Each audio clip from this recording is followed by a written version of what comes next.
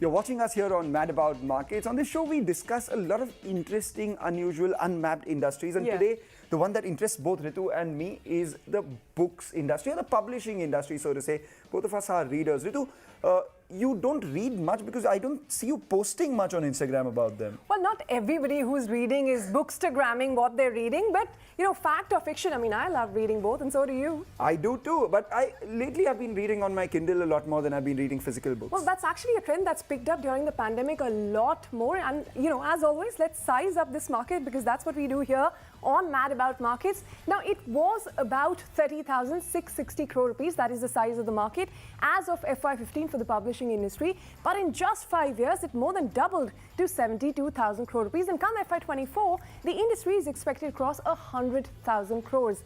Now, here are some facts about the publishing industry in India to give you a context of what we're really talking about. Now, India is the third largest publisher of printed books globally, and it is the second largest English print book publishing market, which is just after the United States. However, the industry remains highly fragmented, and it is quite competitive because we have more than 24,000 publishers along the market with a substantial unorganized segment as well. Now, India is a country with 20 languages officially, 1,600 plus regional languages. So it's not really surprising that almost 47% of the leisure books that you and I read that are sold in India are sold in regional languages. Now, the share of foreign publishers in India, that is estimated at around 10 to 15% of the overall market.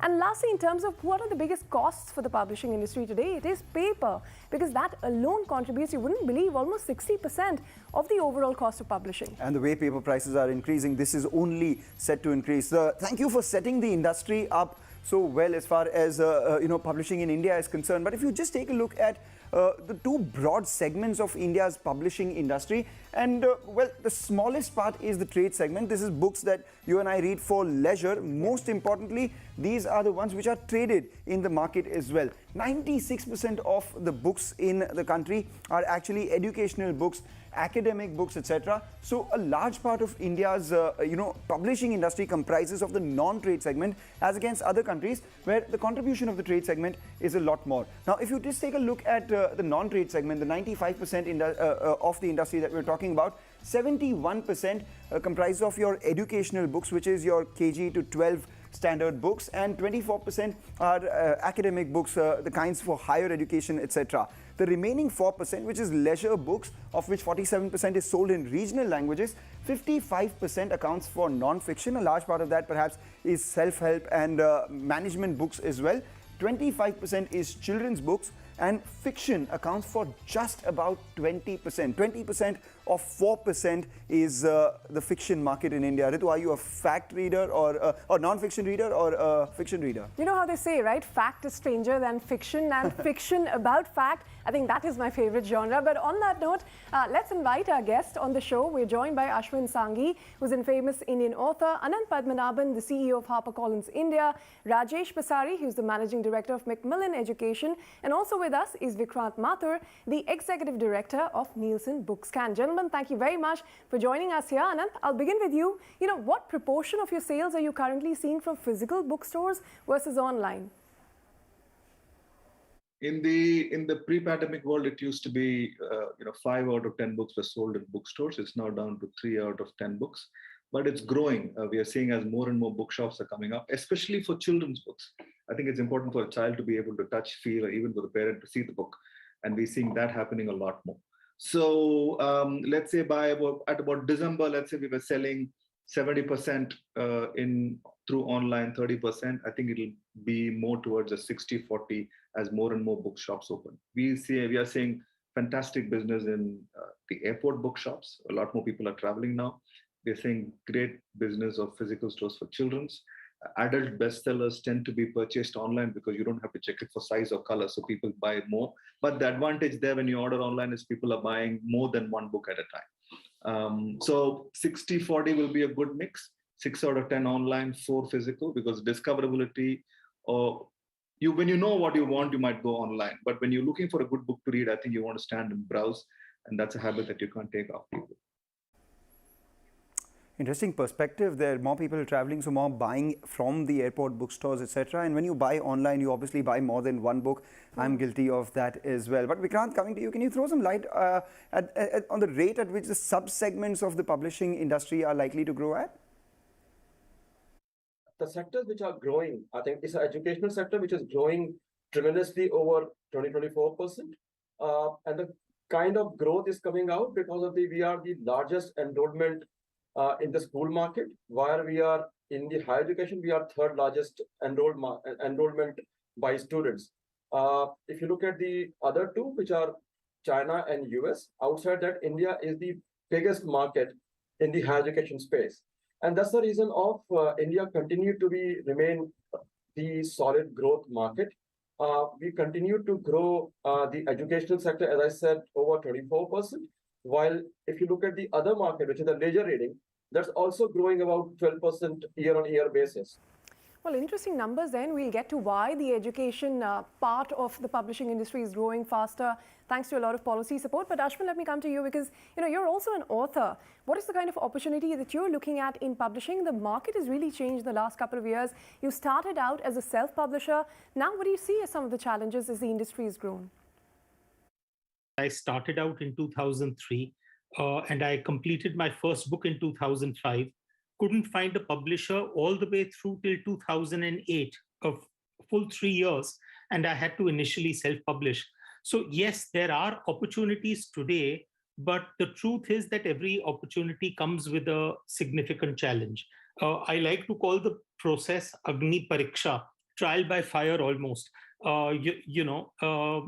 The well-established literary agents, for example, in New York or London, they receive almost around 100,000 unsolicited queries in a year.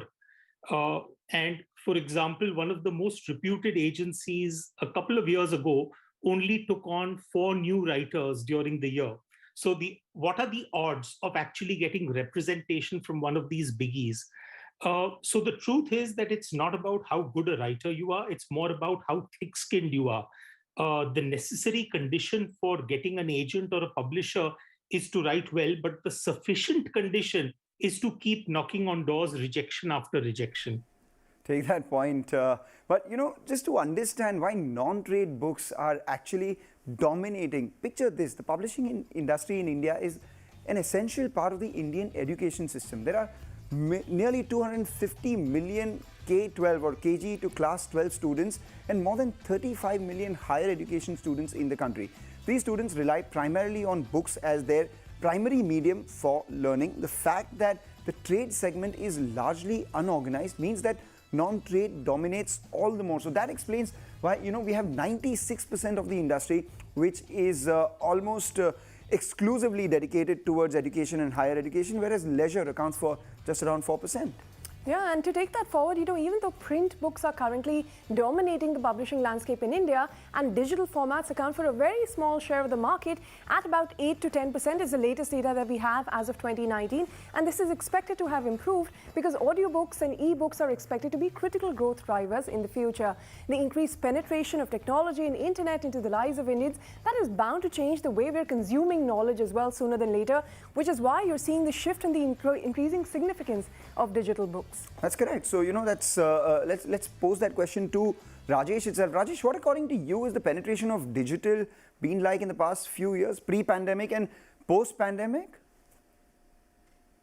So, if you ask me, digital pre-pandemic was never a new phenomena. If you look at specific to, a company like Macmillan, which has been at the forefront of curriculum in India for the last 1 century or more than a century, we have been investing into digital, through interactive whiteboard solutions, apps, and digital products.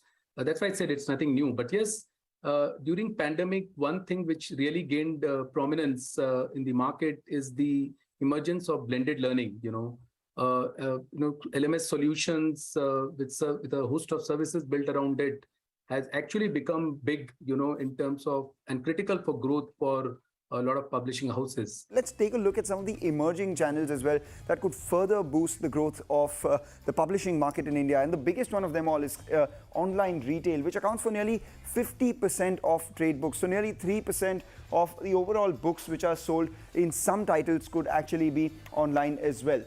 Books are being sold via subscription and bundle packages as well. So if you are, buying books via subscription models where a book comes to you every month, or bundle packages where you get, say, the entire collection of an author, etc., that's emerging as an interesting channel.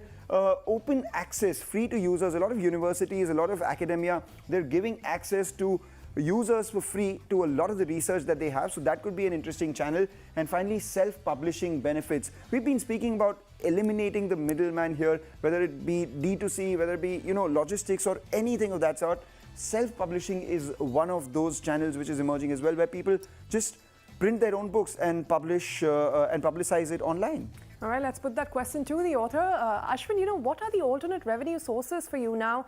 Is it more lucrative to be an author today, or do you think you'd rather be in the publishing businesses? Today, we are now looking at an environment where people are not looking for writers, people are looking for content producers. So in that sense, you may have written a story which may have worked either well or not so well as a book, but it may lend itself very well to an on-screen adaptation, either in the form of OTT or in the form of a movie.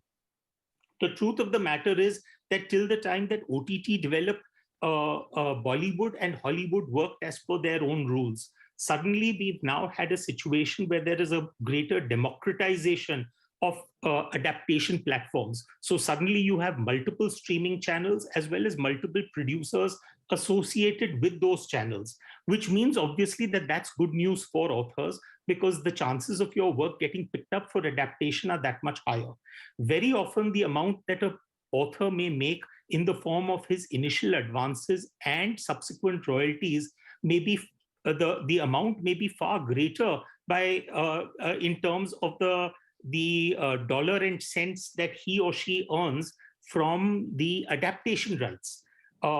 That is one. Second is that nowadays we are talking about multiple spin-offs that happen even beyond movies and OTT. For example, now video gaming has become big. So you look at the number of movies and franchises which are leading into video gaming. That's again a whole new ballgame. So books are not the only source of revenue for authors these days. It is lucrative because you have a lot of OTT series as well as movies being made. Ritu, any movie that you like which was based on a book and you liked the movie better? Well, I would say the books are always better. I mean, take for instance the Lord of the Rings, Harry Potter series. I mean, the books are so much better than what we see on television, but that's just, of course, a personal choice. What would you say of The Godfather? That may be an exception, one of them. All right. We'll argue about this in just a bit, but take a break. On the other side, we'll analyze what's working for the publishing industry and what necessarily isn't, the yays and the bays. And also the bigger question, as we always ask, and that is, what's the tale of India's publishing industry going ahead? That and more when we return.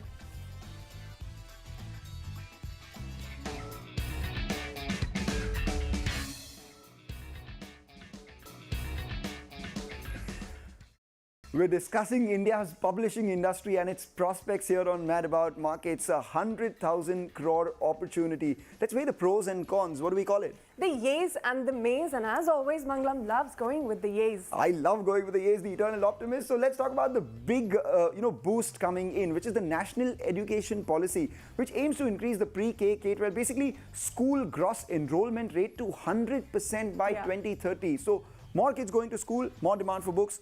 Yay for the industry.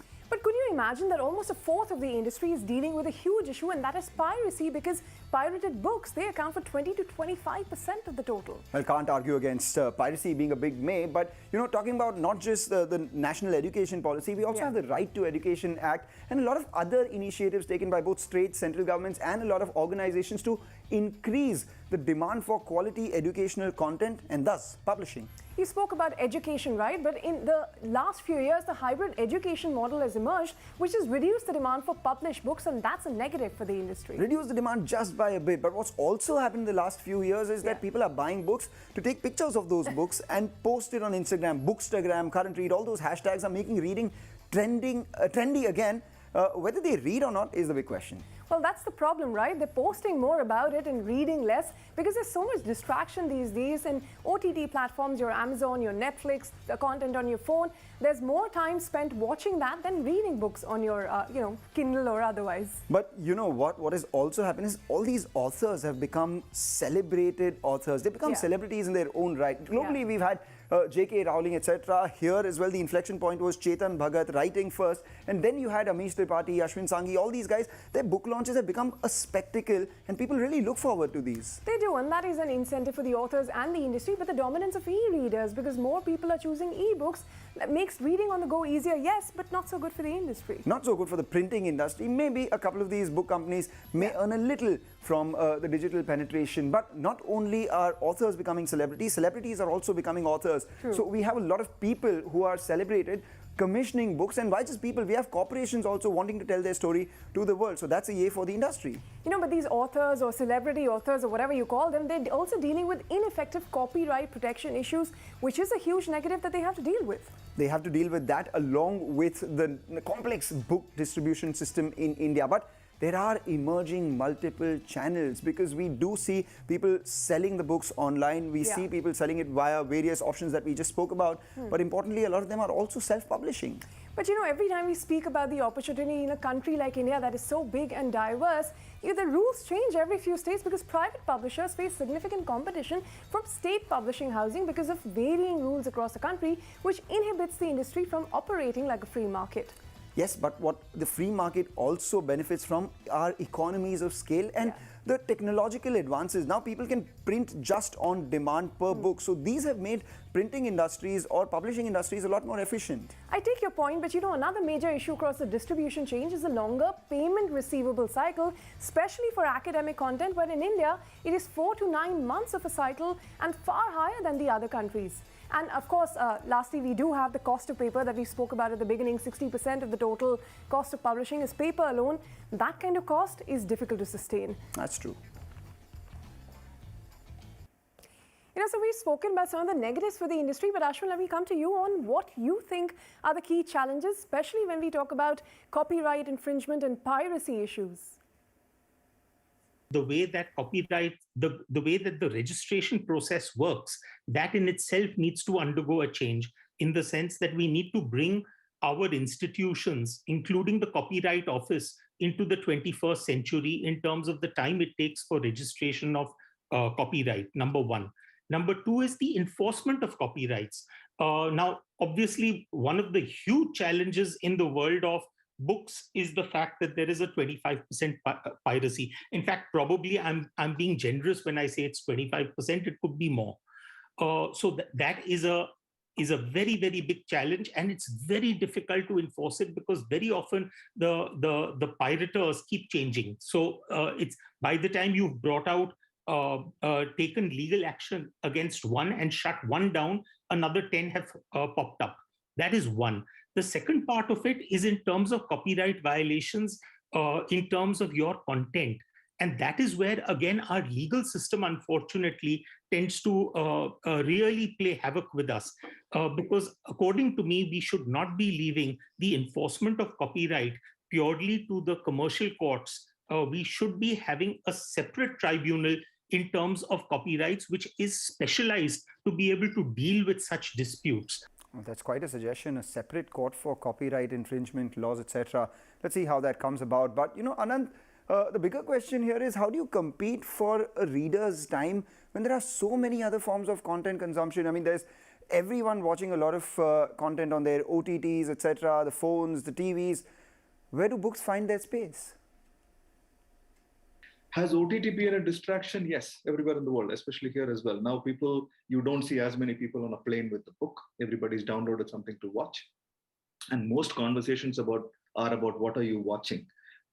But I'll give you a good example. There are many OTT which has driven sales up for physical books. So Lord of the Rings, which is a HarperCollins series, and Game of Thrones, also a HarperCollins series. Both we've seen that people are watching the show, but also driving up purchase of the print books. But it's a good thing in that eventually we all love stories. OTT platforms have fantastic storytelling.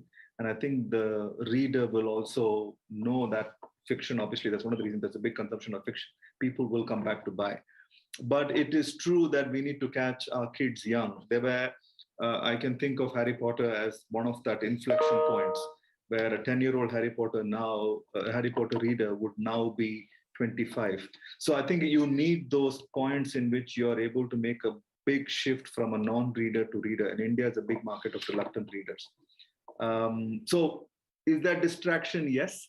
But should we be catching kids younger and putting a book into their hand as early as possible, making future readers to hit that big number of potentially being from the third largest to the world's largest book buying community? We can. They all help each other, is what I'm saying. Well, who would have thought OTT would drive people to go back and read those books and catch them young, like they always say, right?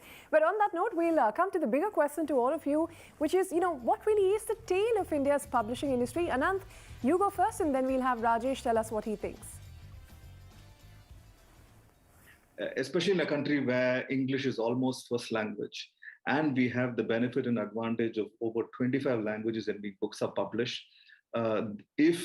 If a series of things happened, which is government libraries, government purchase, vibrant schools, more bookstores, I think we need 5,000 bookstores, we have 500, and online penetration the way it is, and adoption of digital, both e and audio, we can be the world's largest book market.